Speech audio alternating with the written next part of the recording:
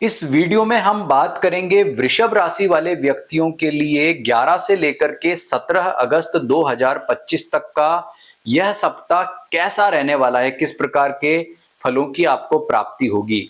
अगर हम इसे संक्षिप्त रूप में समझें यानी कि सार रूप में समझें तो जैसा मैंने यहाँ लिखा है कि भाग्य चमकेगा, यश बढ़ेगा। लेकिन ऐसा नहीं है कि इस सप्ताह के पूरे 7 दिन आपके लिए अच्छे हैं। शुरुआत बहुत अच्छी हो रही है यानी कि 11 से लेकर के 12, 13, 14 तक समय बढ़िया है, लेकिन 13 तक अच्छा है। लेकिन 14 के बाद जैसे ही चंद्रमा मेष राशि में आएगा यानी कि गुरुवार, शुक्रवार और शनिवार को दोपहर तक यानी 14, 15 और 16 का आधा दिन आपके लिए जो है इतना अच्छा या शुभ नहीं कह सकते, क्योंकि चंद्रमा का जो है गोचर आपके 12th हाउस से रहेगा। लेकिन इसके अतिरिक्त अगर देखें तो ये सप्ताह आपके लिए अन्य ग्रहों के फल के दृष्टिकोण से बहुत ही श्रेष्ठ और अच्छा कह सकते हैं। और 17 अगस्त को सूर्य देव आपके चौथे घर में आ रहे हैं, तो सूर्य का चतुर्थ भाव से ट्रांजिट इतना अच्छा नहीं मानते हैं। तो वह यानी कि रविवार का दिन जो है वो सूर्य के ट्रांजिट के दृष्टिकोण से नेगेटिव है।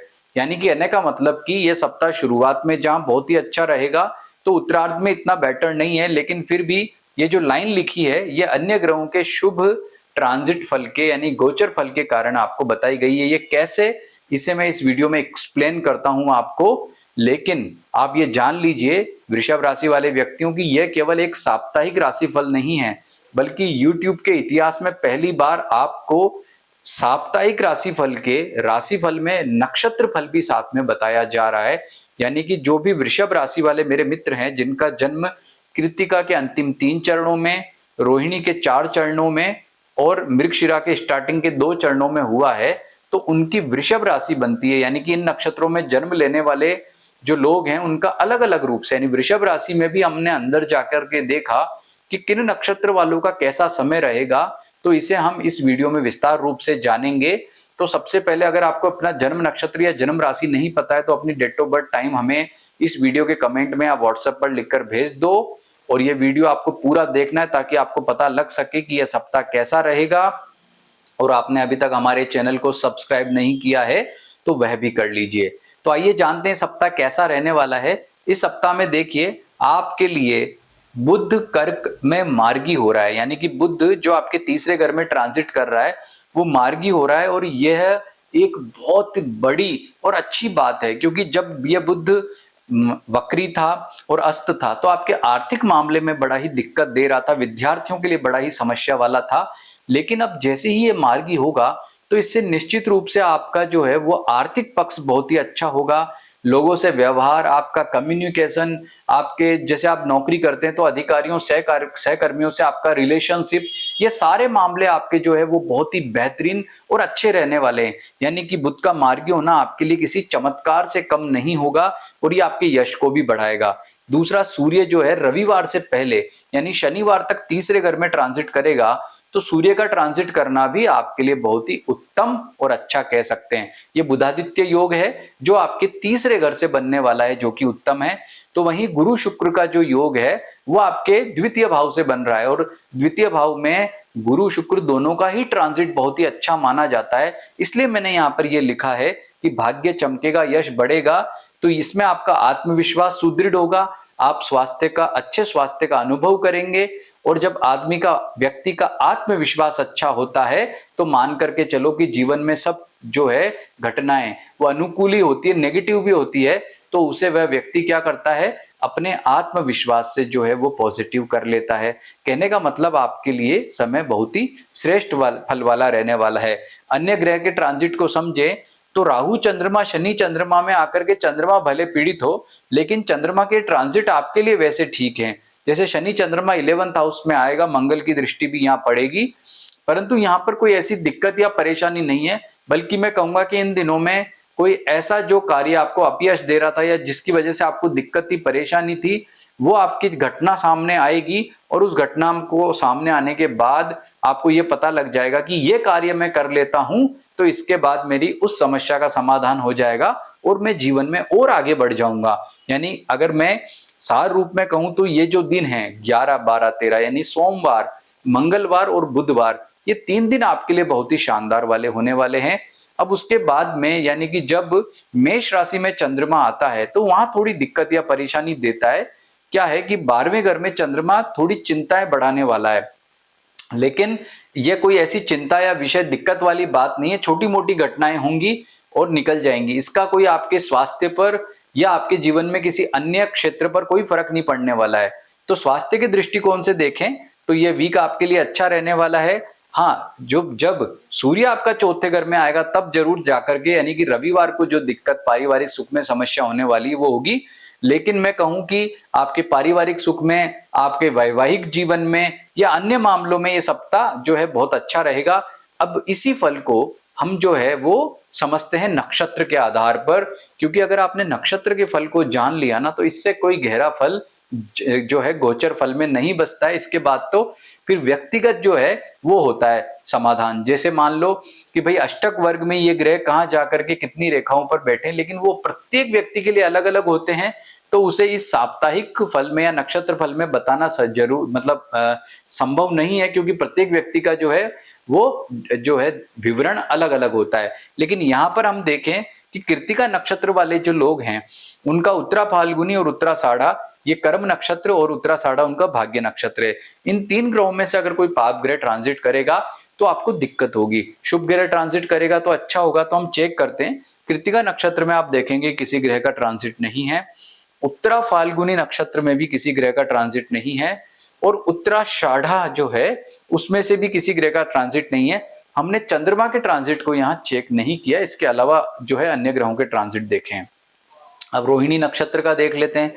तो रोहिणी में आप देखिए कि रोहिणी नक्षत्र में इस समय कोई भी ग्रह जो है ट्रांजिट नहीं कर रहा है। हस्त में देखेंगे तो हस्त नक्षत्र में जो है मंगल का ट्रांजिट 13 तारीख के बाद हो रहा है। अब देखिए समझिए, जिन लोगों का रोहिणी नक्षत्र है वो 13 तारीख तक बड़े खुश हैं।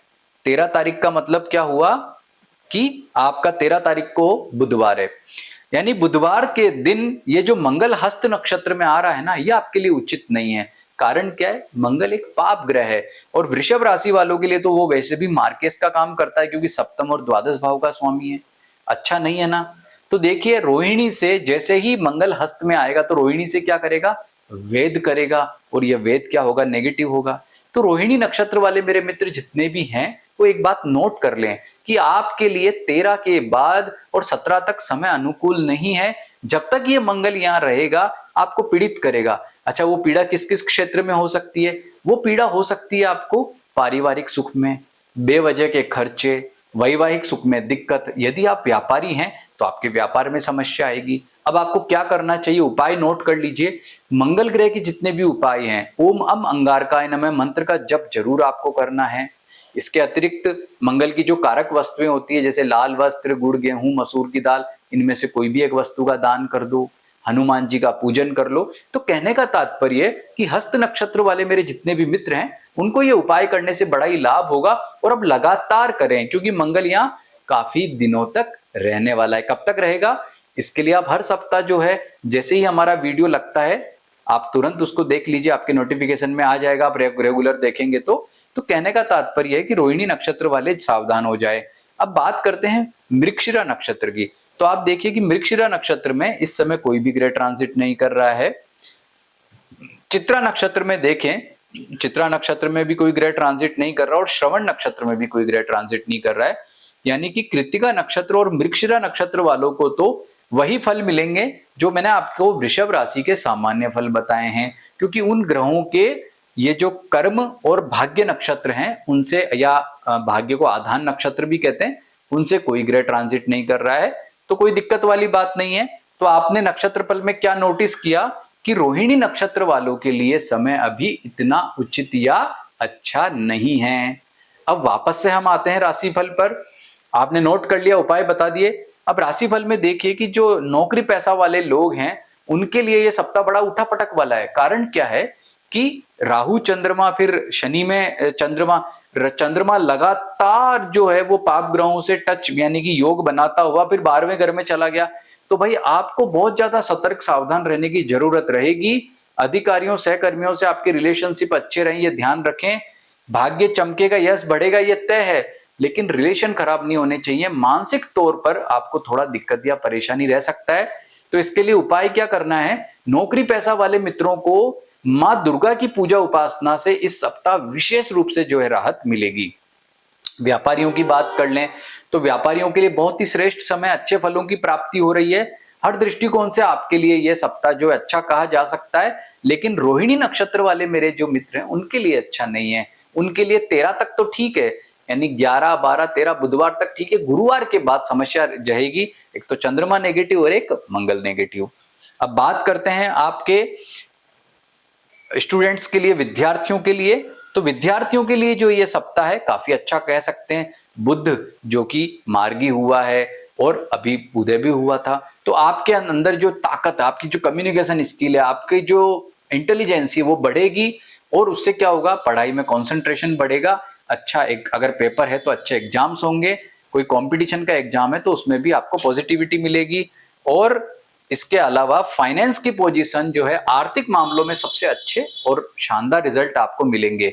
तो अगर मैं रेमेडी की बात करूं तो आपके लिए क्या क्या उपाय जरूरी हैं? नंबर 1 कि मां दुर्गा की पूजा उपासना अधिक से अधिक आपको करनी है, भगवान गणपति की उपासना करनी है, और 17 तारीख के बाद जब सूर्य नेगेटिव होगा तब सूर्य का उपाय करें। और सूर्य के उपाय के लिए ओम गृणी सूर्याय नमः इस मंत्र का जप करना श्रेष्ठ रहेगा।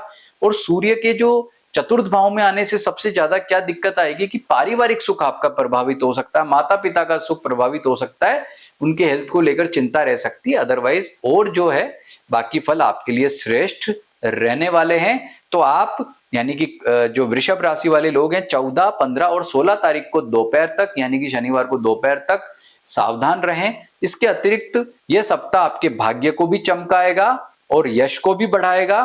तो उस क्षेत्र में यानी उस तरफ अपने सारे प्रयासों को कर दीजिए, शत्रु प्रयास परास्त होंगे और आप आगे बढ़ेंगे। नमस्कार।